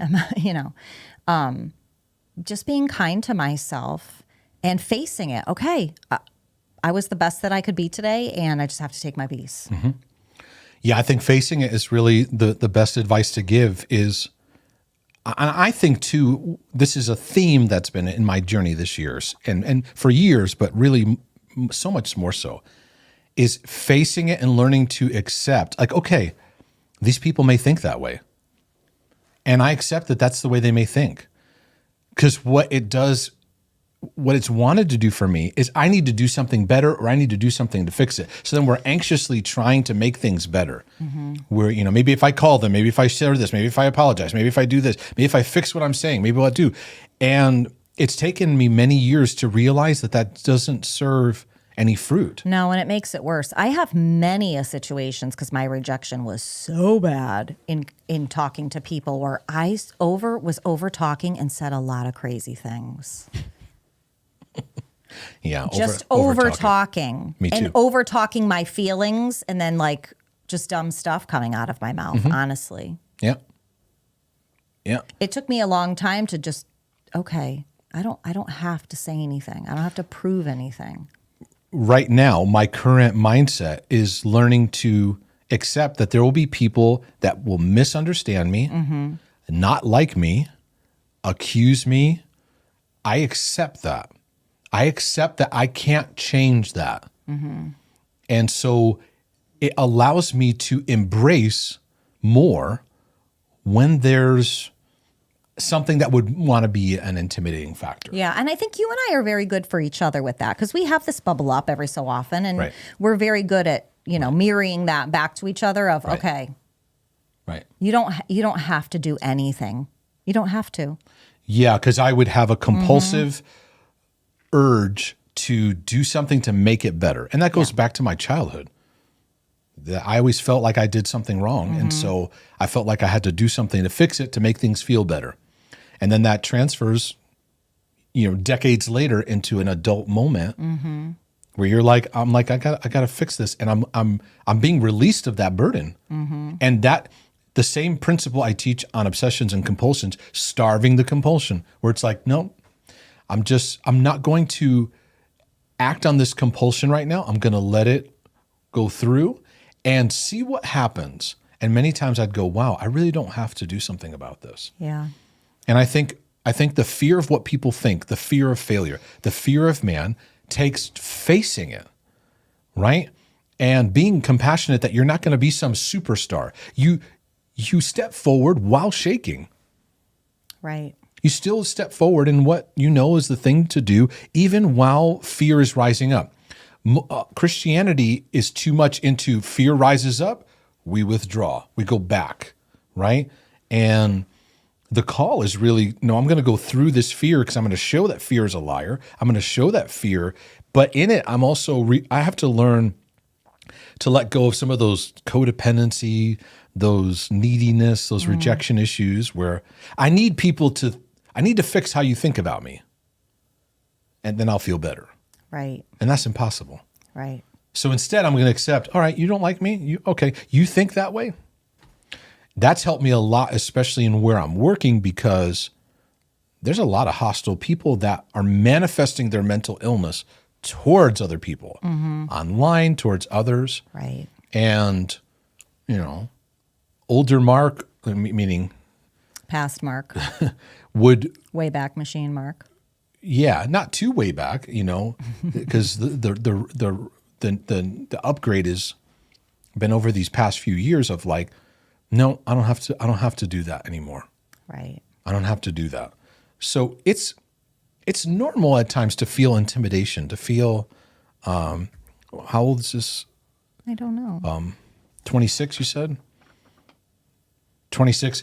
I think that what I'd want to do is give him a hug and encourage him and be a cheerleader, right? Like when he's a dad on the sidelines going, son, you rocked it. Right. You're great.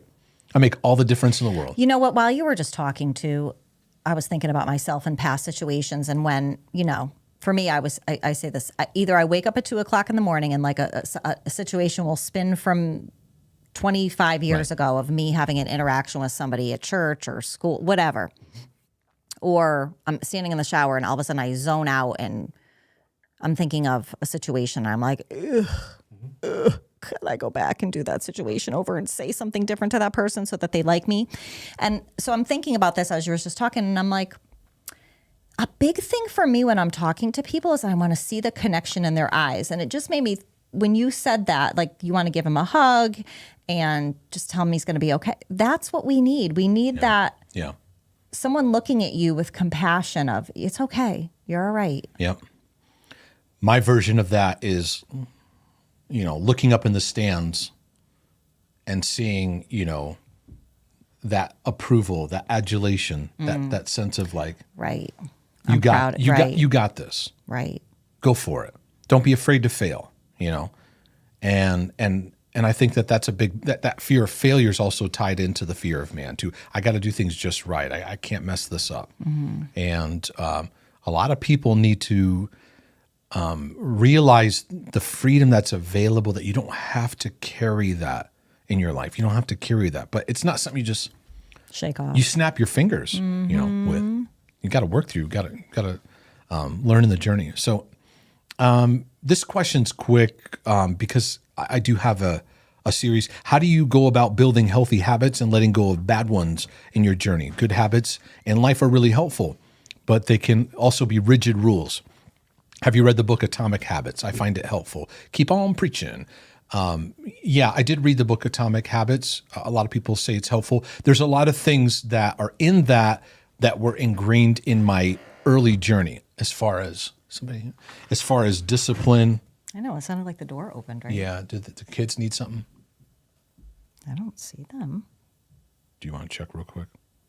Let me check my phone, see if they came through the... Okay.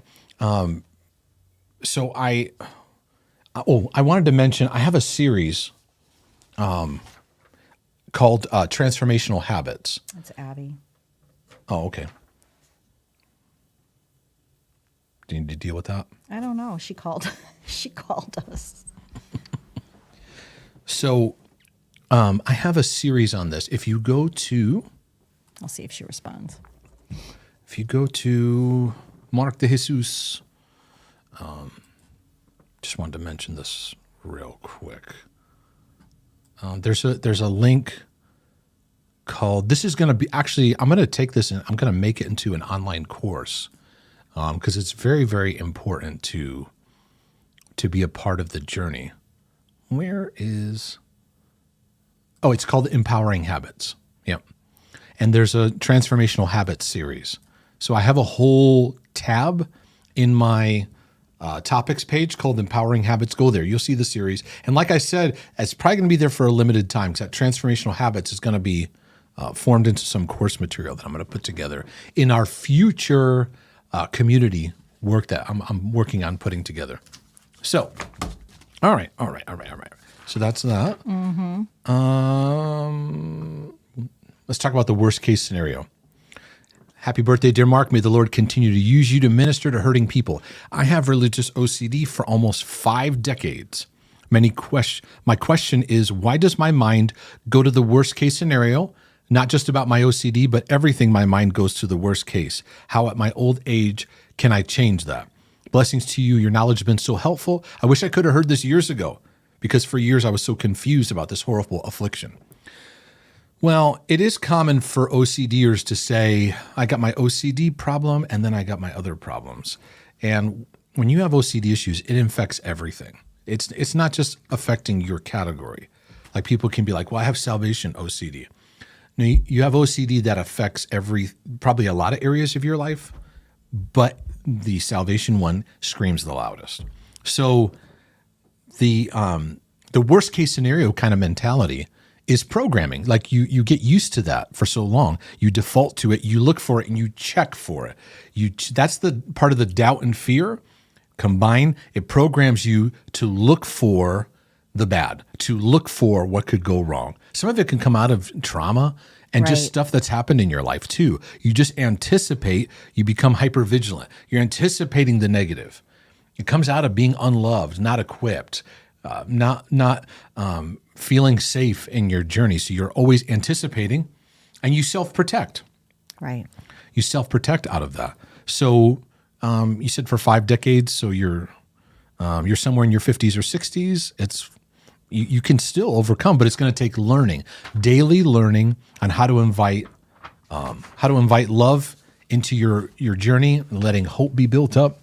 So I would encourage you to get into the trenches of my OCD material stuff. That'll deal with some of those underlying thought patterns. So the journey of loving yourself.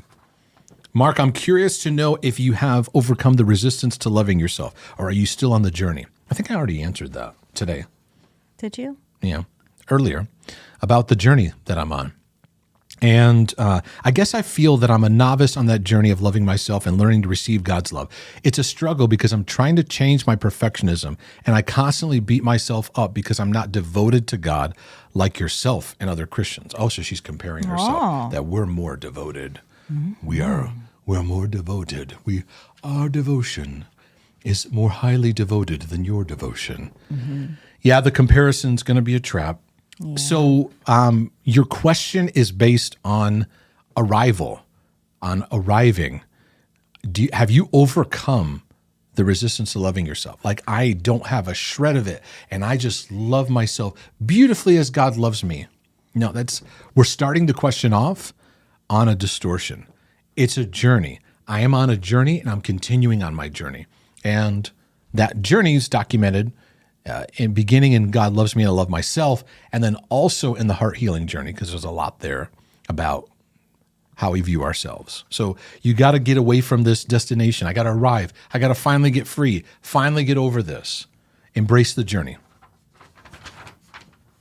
Everything all right? I think she's coming back. All right. I don't know. Do you want to go check? Yeah. See what's brewing. Yeah. There's always something, right? There's always something.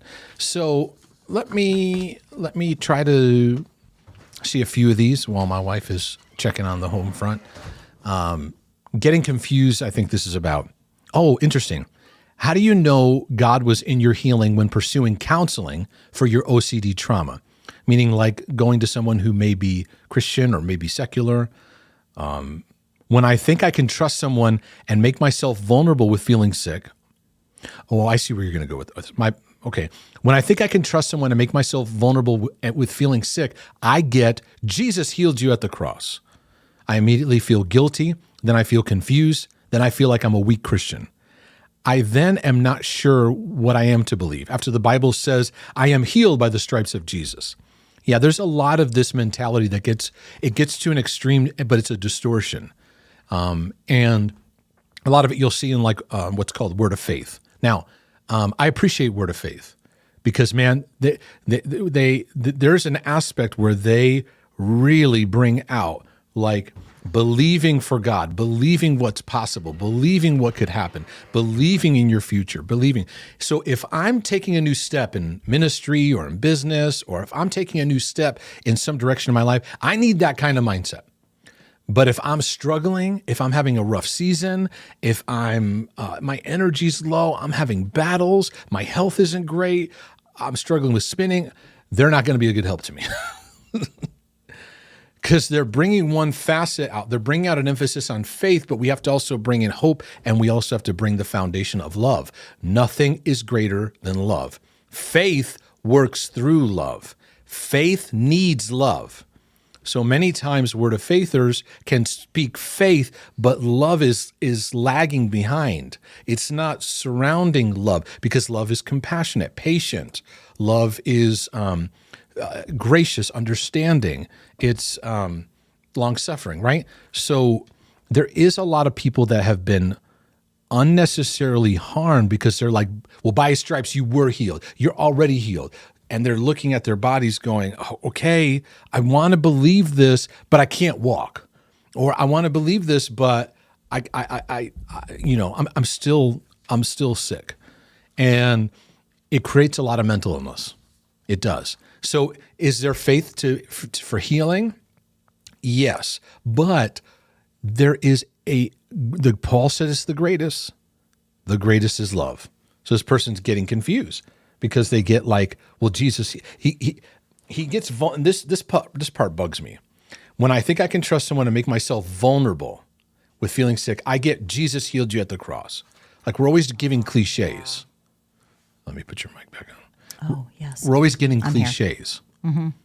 And translation, I'm going to translate that. Jesus healed you at the cross. Are you ready? I'm going to give you the translation. Do you need a voice for this? Yeah. We're going to have to use God's voice. Do it. I don't have time to talk to you right now. That's what that is. That is so true. I don't have time to deal with you. I got other stuff. Or I'm busy with other people. Or I don't know what to say. Or, and this is where we have to sober up too, right? Or I'm kind of worn out by you constantly talking about being sick, right? And I think that there is a place we can be sober of like, okay, I got to be aware that I'm constantly projecting my story out there to everyone, okay? This is sobriety. It's not beat you up. This has helped me where I realize, okay, when people ask me how I'm doing, I go into the pity party and I do that every time. Time to sober up. No, it doesn't have to be that. I can still acknowledge I'm struggling, but it doesn't have to be constant drowning and feeding the drowning. This is the victim mentality, right? Yep. That's so important to understand. Mm-hmm.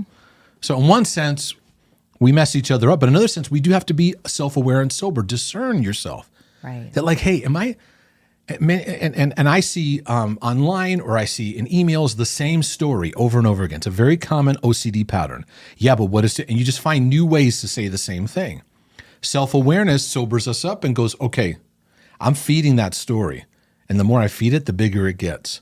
I need to start inviting a renewed story. Yes, I struggle with this, but I don't need to keep feeding it. Anyway. It's good. It's good though. So what's what would you say bubbles to the top of what's been most helpful for you? I'm talking about 46 years of learning. I'm at 50 years now. You're 50 years of learning. 50. What's the thing for you you'd want to share that you're like, this has really helped me, even in recent years? I know I'm kind of putting you on the spot. Bloop. It's bubbling up. Bloop, bloop. Okay, I would say that it has been very important for me to understand the patterns in which I manifest, which have helped me to go, it's helped me to see things clearer and to give myself, which we always go back to, grace and kindness over the story of my life. That has helped me to put perspective, give myself grace. Epic level. You said something else to me earlier. What did I say? You were talking about things that you don't need to. Things you felt free that you didn't have to do anymore. Like there's like some boundaries. Oh yes, this is a big one. You're right, Boo. Thank you for reminding me. I thought that was really good.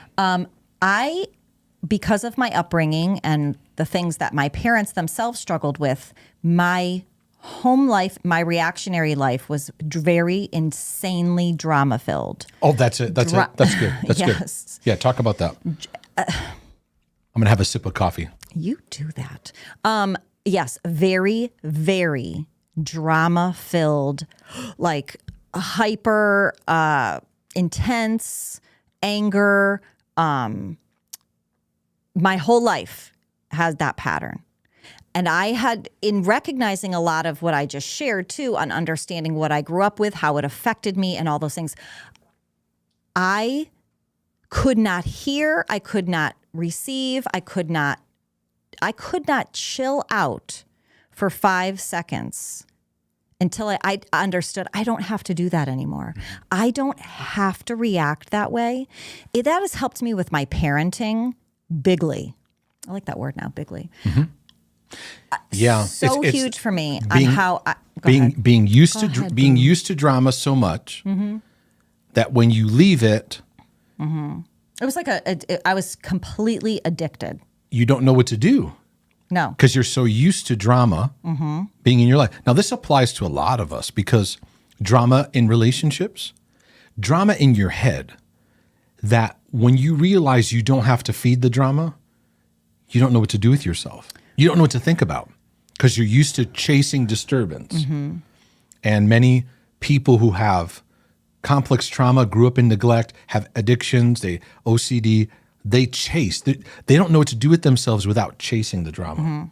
And if I find myself responding in dramatic ways, for me, it's kind of a reset because then I'll recognize after and be like, ugh, I feel slimy about myself that I responded in a dramatic way. It's kind of just more of a, okay, Missy, it's all right.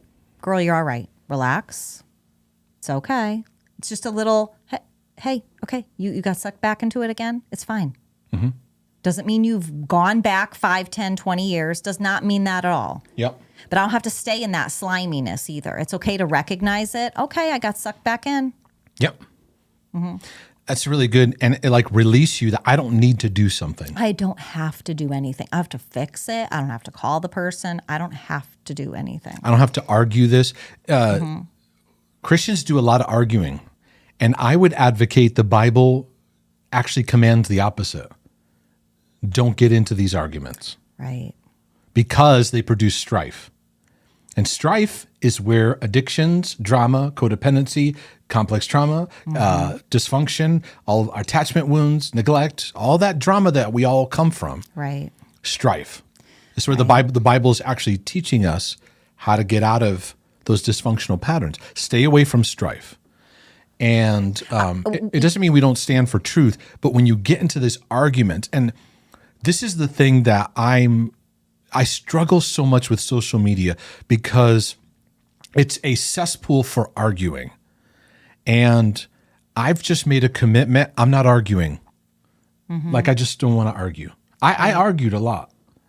And I'd feed that drama. And I got to fix. I got to say something. I got to stand up for what's right. You know what? I would say you were not arguing, but you would try to, if people could just understand where I was coming from. Yeah. I don't know that I would say you were like, I got to argue with them. But you just felt like if people could I felt that understand was. my intention. Well, that's the core. Yes, I know. My need to be understood. Right. You know. Right. That would just. I think this is a very big lesson to learn when you're dealing with your parents. Now, if you are in the place where you say, I can't completely disconnect. I'm in a relationship with my parents for whatever it is and still trying to get healing, and you have to interact with them. Okay. Not taking the hook. You have to, like, literally, if you're going to pick up the phone, it's a good thing to practice. I'm not going to take the hook. I'm not going to do it. I'm not going to take on what they're spewing out. Yes. The best analogy. They're the biggest ones, right? That pull it out of you. The best analogy is where you want to be. Is you want to be able to watch it like a movie. You see it. You see what's happening. You see the emotion of it, but it's not pulling you in. That now you're in the movie and you're all wrapped up in it. And it takes time to do that. Because you'll say that to me. Yeah. You say that exact thing to me. Yeah. And when you are around familial stuff that made your brain all haywire anyway, and then you're around them and your brain starts going haywire again, it's very hard to apply that and be conscious. I'm not taking the hook. I'm not taking the bait. It's like you have to have an index card, like you're in a class. Don't take the bait. Would you mind giving an example of a hook? What's a hook? I will share this because I know my father won't watch. Okay, so I'm gonna. My sister's gonna watch this and die. Okay, so. Go ahead, girl. I'm gonna share. Go ahead, girl. All right, everybody. This is real talk. Okay, so I was on the phone with my dad, and this is yesterday. And I feel as I have very good boundaries. I have made a lot of growth, healing accomplishments in my life over my growing up things. Okay. So we were on the phone and he brought up something that happened when we were teenagers. Okay. He'll do that every so often. He'll like get sensitive and he'll bring up something. Now, those would be hooks for me in the past to take my knife and go and stab him with it and go, well, you know why? So, okay. I could get into all the stuff. To then explain to him. Like, yeah, this is what you need to know. You were worried about yourself and da-da-da-da-da-da-da-da, and go down the litany of things and start World War III on the phone. Right. Because I need to be heard. I need him to validate. I need him to finally get it, which he's not going to. So I was I tell you, I'm like, I'm proud. You're going to be proud of me because I didn't take the bait.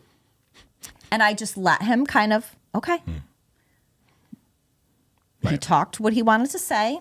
And I interjected a couple things and just said, yep, you know what? We've talked about this before. And yeah, it was hard. And all three of us kids have a lot of wounds.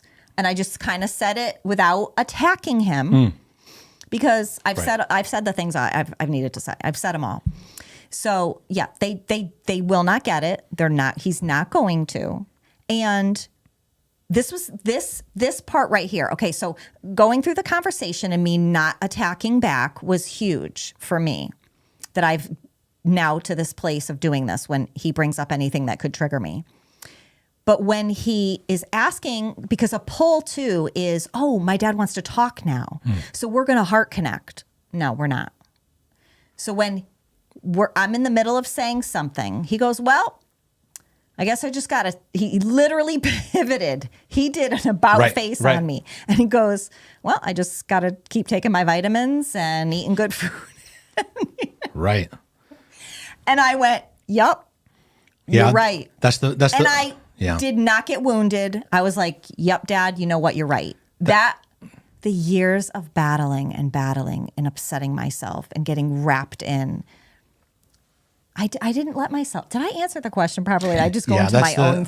I was going to say that's the baby boomer signal. I can't handle this. It's Right. It's too much emotion. It's all that stuff. When he ended, it's like, he took a pivot and he was like, well, Yeah. he was done talking. How about those Yankees, right? He was like, I just need to take my vitamins. I was like, okay. Yeah. Did you see the news today? I'm not going to get triggered. Now, if that was Missy of the past, I would have gone, are you serious right now that you're talking about vitamins when I'm trying to share with you about my... Acceptance. This is where things are. That's what he's capable of. This is where he is. So I'm not... Right. So that empowers you. That empowers you to make your own decisions because you accept this is where my parents are at. I'm not going to try to change them, convince them, try to do better. I accept where this person's at. Now what? With that in mind, now what? And for some people, it might be like, I'm out of here. Right. Understood. And some people like, it takes a burden off. Christians have a very hard time understanding and accepting this is where somebody's at and let go of this, I got to change them. Correct. And a lot of the pastoral exhortation that Paul gave to Timothy was like, don't get lost in that stuff. These people are divided amongst themselves. They're in deception. Don't get into arguments. Don't get entangled in strife. James said it too. It's just going to produce every evil thing. It's going to create a hornet's nest. So take your peace and you begin to move on in your journey, what that looks like. And everybody has different nuances to it. Some may require intense boundaries. Others where there's a hybrid of things. Here's what I can do. Here's what I can handle in being around them. Right. But this thing I can't handle because it a lot of people who have, and I know we shared about some of the narcissistic books last time that are it's good stuff to get wisdom and understanding because we don't really understand that term. And I think reading and understanding how those things affect your life are very, very important. And when you especially have an overt narcissist that is a parent, it does require. And it's a difficult thing because the tie is so deep. The codependent tie is so deep with that parent that you have to disconnect from them. Yeah, it's good. I want to take that a little further, and if I could, because it's my birthday, so I'm going to ramble some more. It's your birthday. Drama, leaving drama, because a lot of us in our journey we don't know what to do without drama. There was a period of time when we closed our church that we were pastoring. And I went into, I set up an office in Connecticut and I was seeing people in person. I was doing consultations online, was doing the podcasting. I was starting YouTube stuff and I was doing church consulting. And this was probably the greatest season of drama Yeah, that's true. I ever felt in my life. And it's the time where I actually experienced some of the most what I would call ministry, like PTS, which is like you see a level of toxicity that then at times turns on you, right? You go in going innocently, I'm gonna be a help and a blessing, right? And you walk in and it's like, and it comes after you. Well, it's kind of almost like the scenario with my dad. You think people put out there, we want reconciliation, we need help, we need your wisdom, I want to talk, I want to this. And then it's like, our definitions of that are very different. Right. And that was the season where I saw a depth of church dysfunction, abuse, that I hadn't seen at that level, cult-like activity, overt, covert cult-like activity, sexual stuff, hiding, blaming, judging, gaslighting, just straight up lying. And even the idea to try to protect the image. That's one of the issues that I have with the institutional church today is there is a protection of the image. We got to make sure, because behind the image is money, it's There's a kingdom that's being built that we're trying to build up, and there's a lot of not wanting to let that go. So they, So my point being is that I felt myself and my health. It was like at one of its worst stages. Yep. My skin was bad. My sleep was bad. I was spinning a lot. And what was interesting, the reason I'm sharing that is just to kind of give an emotional sense of that. And we knew it was time to move. And we weren't perfect on where exactly we were going to be. Mm-hmm. And this is where taking a step of faith and being single-minded is important. Because it's like, it's all right. If we move to Charlotte and that's not the place, it's okay. We can take a next step. Mm-hmm. But we'll consider that. And there was a couple factors that influenced that decision. When we moved here, it was an adjustment for me because there was a lot of drama no longer. That's yeah. No longer talking. I had to, on many days, wake up and say this. It's okay. You're safe. Mark, out loud to myself, Mark, it's safe. You're all right. Because I was still rattled. I had a depression that was, now that it was getting quiet, I was like, oh, there's a depression here. I came to terms with. There was all this stuff I was being pulled into because church world pulls on people in very twisted love kind of things of like, oh, we need you to do this, and you're being pulled in all these different directions. It's very toxic in how it wears out counselors, personal ministry people, pastors. They're just getting shredded emotionally because they're being expected. You got to step in and solve these things. You got to, it's very little like healthy boundaries. And I realized in that I was used to drama always being there. And here I was checking for drama, waking up at some point, checking my email, looking where's the nasty email? Somebody's going to yell at you, right? Yeah. Why Christians are so disrespectful in email or social media or messages. Well, it just shows how mentally unhealthy we are and unstable. So it allowed me to go, oh, I don't have to participate in drama. Mm-hmm. So you and I live, as we live right now, we have a low tolerance for being sucked into drama. Yeah. And we watch out for each other in that. Yeah. Nope, that's not yours. Right. Nope, that's not yours. Nope, that's not yours. And part of it is letting go of toxic rejection, codependency, guilt. Oh, the guilt. Oh, the guilt. We have guilt on. You can't yell. It's gonna make me go deaf. We have guilt on aisle 5. Attention. Walmart shoppers, we have guilt on aisle 5.